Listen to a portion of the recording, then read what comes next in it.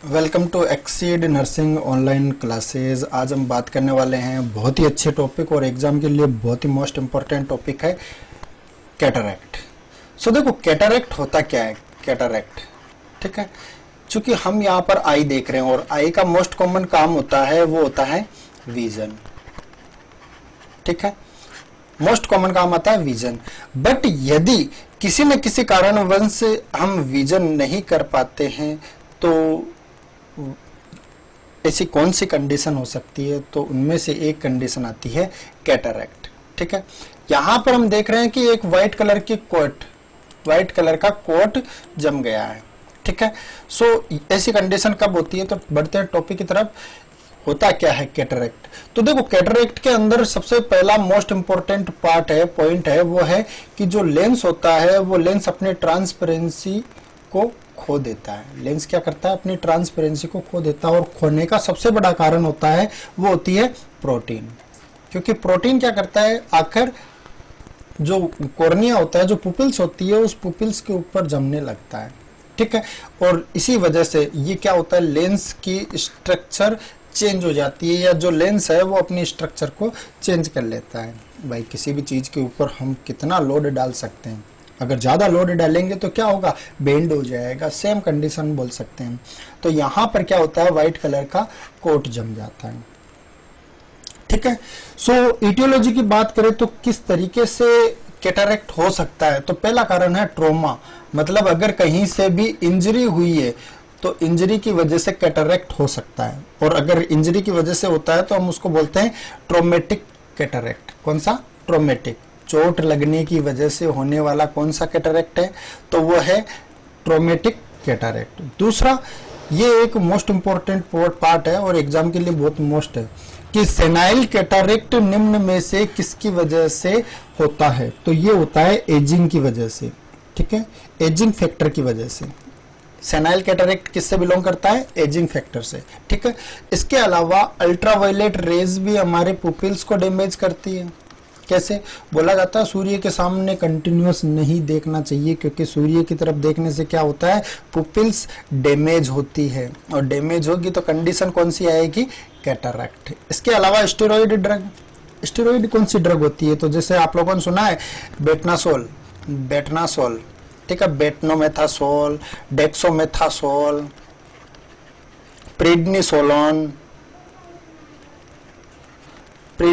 Methyl prednisolone, ये सब क्या स्टेरॉइड ड्रग है। और ये ड्रग भी क्या करती है, आई को डैमेज करती है या पुपिल्स को डैमेज करती है। इसके अलावा मोस्ट इंपॉर्टेंट एग्जाम में यहां से भी एक पॉइंट बनता है कि सेकेंडरी कैटरैक्ट किससे बिलोंग करता है, तो ध्यान देना उसके अंदर आएगी डिजीज कंडीशन, जो प्रेजेंट कंडीशन हो। डिजीज कंडीशन कोई भी ले सकते हैं हम, जैसे कि डायबिटीज मेलाइटस, कोई भी तो नहीं ले सकते, वैसे लेंगे तो उससे बिलोंग करने वाली, जैसे diabetes mellitus, maternal rubella. Diabetes mellitus को हम जनरली 3P के नाम से जानते हैं, पॉलीयूरिया, पॉलीफेजिया, पॉलीडिप्सिया। पर जनरली इसके कॉम्प्लिकेशन के अंदर 3D भी आता है, कॉम्प्लिकेशन 3D। डी का मतलब डायबिटिक रेटिनोपैथी, आप लोगों ने देखा है रेटिनोपैथी। आप लोगों ने देखा है कि जो भी डायबिटीज वाले मरीज होते हैं या पेशेंट होते हैं, वो कंटिन्यूस सुबह उठते ही सबसे पहला काम होता है आंखों को रब करना। आंखों को रब करेंगे तभी जाकर उनको आराम मिलता है। तो एक होता है डायबिटिक रेटिनोपैथी। से डायबिटिक रेटिनोपैथी के अंदर क्या होगा, आंखें डैमेज होने के चांसेस ज्यादा रहेंगे, या पुपिल्स डैमेज ज्यादा जल्दी हो सकती है। ठीक है, दूसरे दो और है जिनको अपन बोल सकते हैं डायबिटिक नेफ्रोपैथी, डायबिटिक न्यूरोपैथी। ठीक है, फिलहाल यहाँ पर हमारे डायबिटिक रेटिनोपैथी एक कॉमन था। ठीक है, सो डायबिटिक की कंडीशन के अंदर भी कैटरैक्ट हो जाता है। ठीक है, तो अगर होता है तो हम उसको बोलेंगे सेकेंडरी कैटरैक्ट। ठीक है, अगर मदर को प्रेगनेंसी की कंडीशन में रूबेला हुआ है तो उस कंडीशन के अंदर भी होने के चांसेस रहता है। मैटरनल रूबेला मतलब प्रेगनेंसी के अंदर रूबेला हुआ हो, है ना। इसके अलावा अगर हम क्लिनिकल मैनिफेस्टेशन देखें तो क्या क्या सिम्टम्स हमें देखने को मिलेगा, तो नंबर 1 पर आता है व्हाइट पुपिल्स। जो आंख का कॉर्निया, जो पुपिल्स होगी वो कैसी हो जाएगी, बिल्कुल व्हाइट। देखो यहाँ पर पूरा ये व्हाइट कलर दिखाई दे रहा है हमें। ठीक है, दूसरा, ये व्हाइट कलर होगा बट पेनलेस होगा, इसमें पेन नहीं होगा, ना ही एक्सोप्थेल्मोस की कंडीशन होगी। एक्सोप्थेल्मोस मतलब आंखों में पीछे भारीपन लगेगा, ऐसा भी नहीं होगा। वो होता है ग्लूकोमा की कंडीशन में कि आंखें भारी लग रही है, बहुत दर्द हो रहा है, तो वो होता है ग्लूकोमा की कंडीशन में। बट यहाँ पर कैटरेक्ट की कंडीशन में जो पुपिल्स होगी वो बिल्कुल व्हाइट कलर की हो जाएगी, बट पेनलेस होगा इसके अंदर, ठीक है, दर्द नहीं होगा, ठीक है।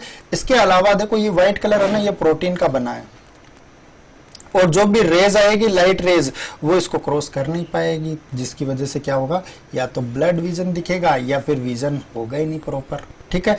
लॉस ऑफ विजन भी हो सकता है और ब्लड विजन भी हो सकता है, क्योंकि अगर लाइट रेज इसको पेनिट्रेट करके रेटिना के अंदर चली जाए तब तो हम कह सकते हैं कि विजन हो रहा है प्रॉपर, बट अगर क्रॉस नहीं कर पाएगी उसके अंदर क्या होगा, ब्लड विजन, ठीक है।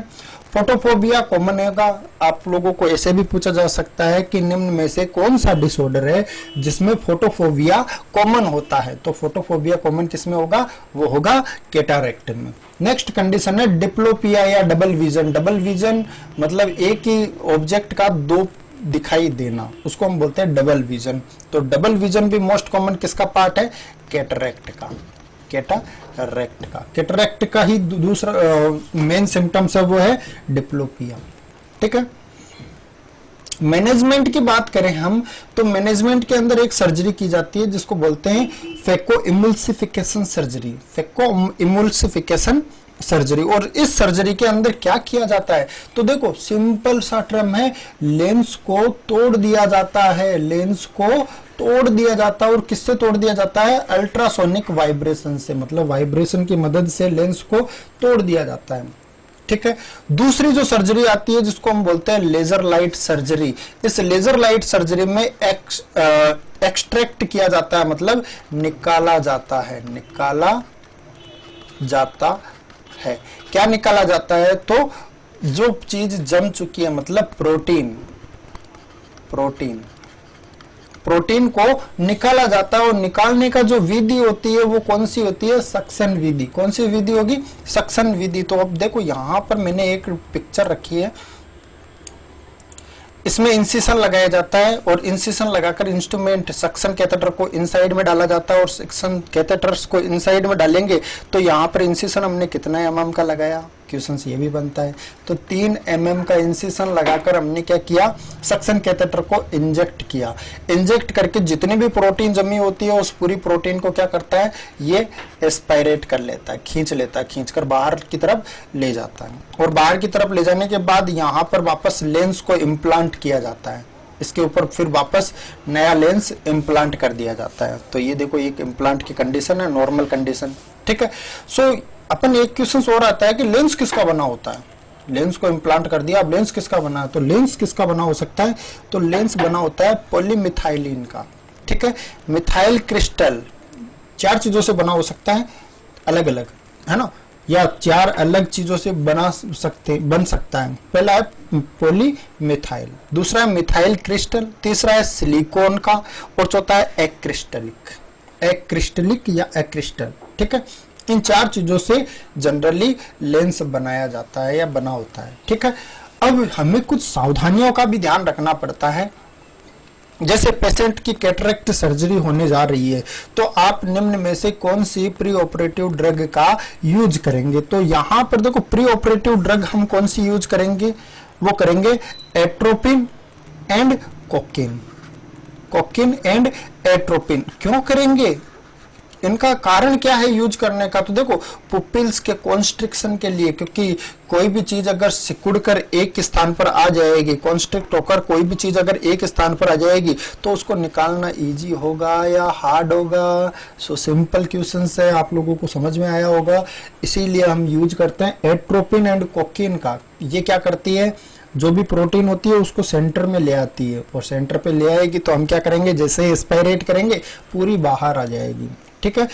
और कुछ हमें अवॉइडेंस या कॉन्ट्रा इंडिकेशन भी देखना होता है। जैसे सर्जरी के बाद ना तो हम रबिंग करेंगे, ना स्नेजिंग करेंगे, ना कफिंग करेंगे, मतलब जितनी भी प्रेशर एक्टिविटी होती है उन सारी प्रेशर एक्टिविटी को प्रोहिबिटेड कर देंगे। क्या कर देंगे, प्रोहिबिटेड, मतलब रोक देंगे, क्योंकि करेंगे अगर ये प्रोहिबिटेड नहीं होगी ना तो क्या होगा, gradually increase pressure, increase pressure, pressure होगा वो ग्रेजुअली बढ़ेगा और बढ़ेगा तो डैमेज और ज्यादा होगा, है ना। इसलिए जितने भी प्रेशर एक्टिविटी होती है उन सारी एक्टिविटी को हम क्या करेंगे, मिनिमाइज करने की कोशिश करेंगे। तो यहां से क्वेश्चंस बहुत सारे बन रहे हैं। सबसे पहला क्वेश्चंस तो अवॉइडेंस से रिलेटेड, दूसरा प्री ऑपरेटिव सर्जरी से रिलेटेड कि कौन सी मेडिकेशन ऑपरेशन से पहले दी जाती है। तीसरा क्वेश्चन बन रहा है जो लेंस होता है आई के अंदर, जो लेंस होता है किसका बना होता है।